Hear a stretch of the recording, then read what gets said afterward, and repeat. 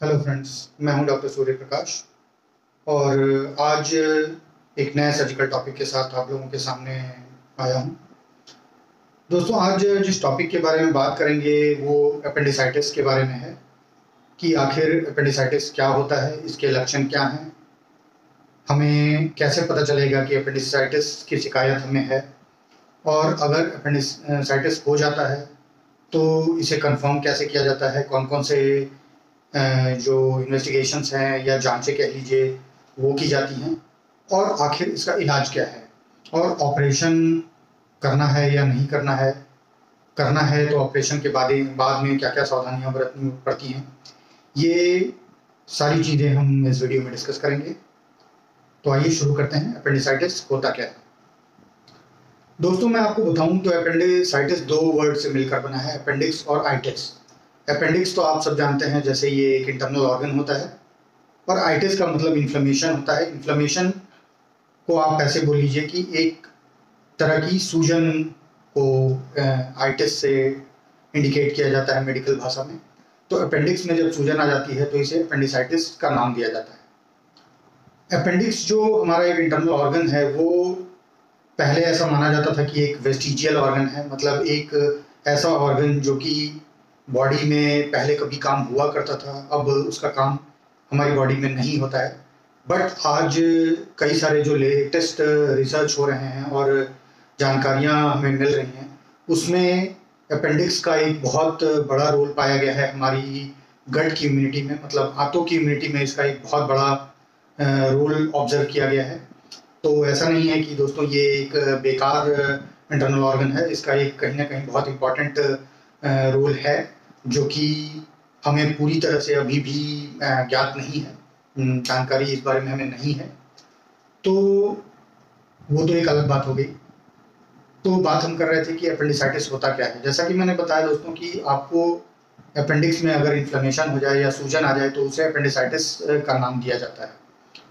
तो आखिर कैसे हम जानेंगे कि किसी आपको या आपके जानने वालों को अपेंडिसाइटिस की शिकायत है?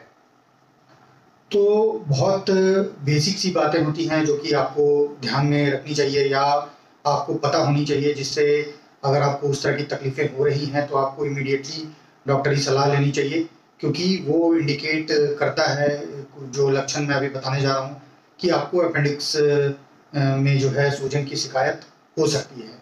तो सबसे पहले लक्षण में आता है आपको पेट में दर्द हो सकता है, जो कि इनिशियल जो पेट में दर्द होता है अपेंडिक्स के सूजन की शिकायत में, वो पेरिअम्बलाइकल बोलते हैं, जिसको आपकी जो नाभि है, आपकी जो अम्बिलिकस है उसके अराउंड होता है, अराउंड द अम्बिलिकस ये पेन होता है, जो कि लेटर स्टेज में राइट साइड का जो आपका पेट है उसका निचला हिस्सा वो इन्वॉल्व हो सकता है। राइट साइड के जो पेट का हिस्सा है निचले हिस्से में, उस तरफ ये शिफ्ट हो जाता है। तो ये देर में होता है। इनिशियली जो पेन होता है वो पेरी अम्बलाइकल या आपके नाभि के चारों तरफ अपीयर होता है। दूसरी चीज़ जो इसमें हो सकती है वो आपको उल्टी जैसा लगना, जिसको नौशिया बोलते हैं, या उल्टी का होना, जिसको वॉमिटिंग बोलते हैं, ये हो सकता है। तीसरी चीज़, अगर वो सूजन बहुत ज़्यादा ही है तो फीवर भी आ सकता है, बुखार आ सकता है, चिल्स हो सकता है। चिल्स का मतलब कि ठंडी लगना जिसको बोलते हैं, ठंडी के साथ बुखार आना या कपकपी के साथ बुखार आना। तो ये कुछ एक लक्षण है। दूसरी चीज़ें, आपकी जो बॉवेल हैबिट है, जिसको एक रेगुलर जो आपके मोशन की हैबिट है वो कहीं ना कहीं चेंज हो सकती है। तो ये कुछ एक लक्षण है जिससे आपको एक शंका क्रिएट होना चाहिए कि हाँ, मुझे हो सके अपेंडिक्स की शिकायत है। भूख में कमी आ जाती है। तो ये सारी बातें आपको ध्यान में रखनी होती हैं कि ये सारे इनके जो अपेंडिसाइटिस के सिम्टम्स हैं वो हैं।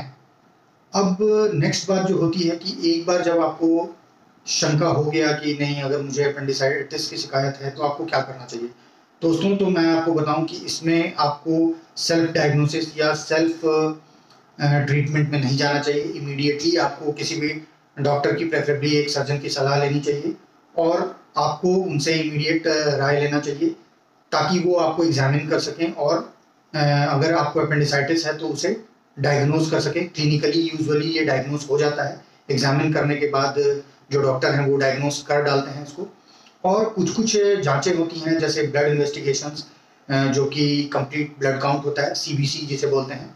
आपके जो लिवर फंक्शन टेस्ट हैं उसको किया जाता है, जो कि किडनी फंक्शन टेस्ट हैं उनको किया जाता है, आपके जो ब्लड में इलेक्ट्रोलाइट्स हैं उनको किया जाता है, और आपके जो वायरल मार्कर्स बोलते हैं उनको किया जाता है कि अगर आपको ऑपरेशन की ज़रूरत पड़ी तो उन सब टेस्ट को किया जाता है।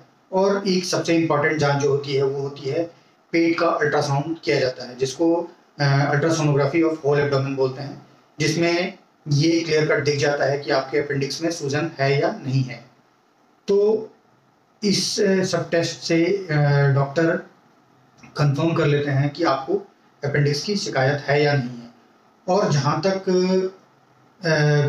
कंफर्मेशन और डायग्नोसिस की बात है, ये कंफर्म तो हो जाता है, बट कई लोगों में ये जो प्रेजेंटेशन इसका होता है वो बहुत ही एक्यूट होता है, सडन होता है, कि अचानक से आप सुबह तक बिल्कुल ठीक रहेंगे और अचानक से आपको इस तरह की पेन अपीयर होगा और आपको इस तरह की शिकायत होने लगेगी।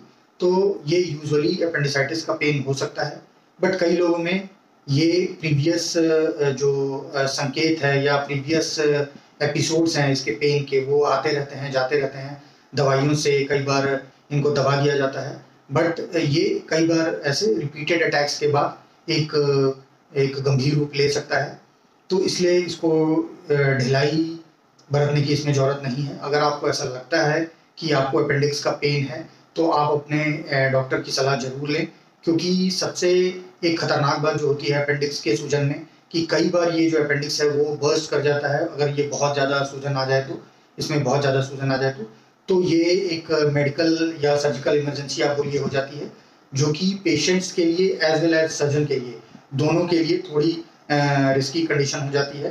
कि इसमें कई बार क्या होता है कि जो आंत एक तरह से फट जाती है अपेंडिक्स की जगह पर, तो उससे जो पूरा एक जो इन्फेक्शन है वो पूरे पेट में फैल जाता है। तो पेरिटोनाइटिस उसको बोलते हैं, कि उसके होने के चांसेस बढ़ जाती है, काफ़ी बढ़ जाती है। तो इसे हल्के में कृपया ना लें। और अगर आपको ऐसा लगता है कि नहीं आपको अपेंडिक्स की शिकायत है तो एक डॉक्टरी सलाह बिल्कुल लें, और प्रेफरेबली जैसा मैंने बताया कि आप किसी भी सर्जन की सलाह ले सकते हैं। और एक बार डायग्नोज हो गया तो आपके डॉक्टर डिसाइड करेंगे कि इसे ऑपरेट करना है या नहीं करना है। यूजुअली जो अपेंडिक्स के केसेस में अगर वो इन्फ्लेम्ड है तो ऑपरेट करते ही करते हैं, कुछ एक केसेस में छोड़कर वो आपके डॉक्टर डिसाइड करेंगे। और दो तरह की ऑपरेशन विधियाँ होती हैं इसमें, एक ओपन चीरा लगाकर जो किया जाता है और एक दूरबीन द्वारा किया जाता है। यूजुअली आजकल जो होता है हर जगह पर दूरबीन के द्वारा ऑपरेशन जो है वो प्रेफर किया जाता है। उसका कारण है कि उसमें एक छोटा सा 3 जगहों पर या मैक्सिमम 4 जगहों पर चीरा देना होता है, जो कि 5 to 10 mm का रहता है, बहुत ही छोटा। और उसका स्कार जो होता है वो बहुत ही मिनिमल होता है, ना के बराबर होता है। और जो चीरा वाला, जो टाँके वाला आप ऑपरेशन बोल लीजिए, उसमें थोड़ा सा दाग दिखता है पोस्ट ऑपरेटिवली। तो बस इतना ही अंतर है। और ये आपके सर्जन पे डिपेंड करता है या उस हॉस्पिटल की फैसिलिटीज़ पे डिपेंड करता है कि वहाँ पर दूरबीन के द्वारा ऑपरेशन होता है या नहीं होता है, क्योंकि इसमें सर्जन के स्किल की भी रिक्वायरमेंट होती है। जैसे कि मैं जो ऑपरेशन करता हूँ तो दूरबीन द्वारा मैं प्रेफर करता हूँ, क्योंकि ये बहुत ही कॉस्मेटिकली पेशेंट के लिए सहूलियतमंद होती है, और पोस्ट ऑपरेटिव पेन रिकवरी वगैरह भी काफ़ी फास्ट हो जाती है। तो ये 2 विधियाँ होती हैं, तो वो आपके डॉक्टर सर्जन डिसाइड करेंगे कि किस विधि से वो किया जा सके। तो बेसिकली दोस्तों ये सारी जो बातें हैं वो आपको पता होनी चाहिए अपेंडिसाइटिस के बारे में, कि इस तरह से ये प्रेजेंट कर सकता है। और एक जो बेसिक मैंने जानकारी दी कि लाइन ऑफ ट्रीटमेंट क्या होता है और किस तरह से एक एज अ सर्जन हम लोग अप्रोच करते हैं अपेंडिसाइटिस के पेशेंट को, तो ये सारी जानकारी मुझे ऐसा लगता है कि आप लोगों को पता होनी चाहिए।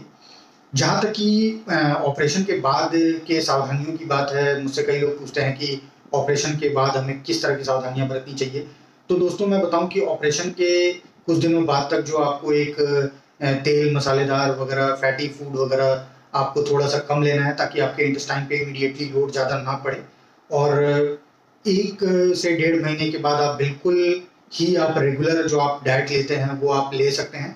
हालांकि हम लोग तो 7 से 10 दिनों में भी रेगुलर जो पेशेंट जो भी खाता है वो अलाउ कर देते हैं, लेकिन आपको एक जो डाइट है उस पर थोड़ा ध्यान रखना होता है कि तेल मसाले की चीज़ें आप इनिशियली थोड़ा कम लें, ताकि आपको वो आंतों को बहुत ही भारी ना पड़े और ऐसा ना हो कि आपको थोड़ी तकलीफ चालू हो जाए।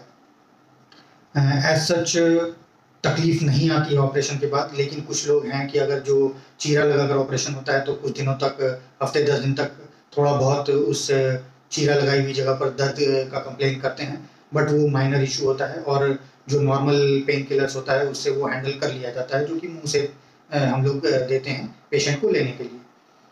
तो मुझे ऐसा लगता है दोस्तों कि जो अपेंडिसाइटिस के बारे में एक बेसिक और डिटेल्ड जानकारी जो थी वो मैंने आप लोगों को दी है।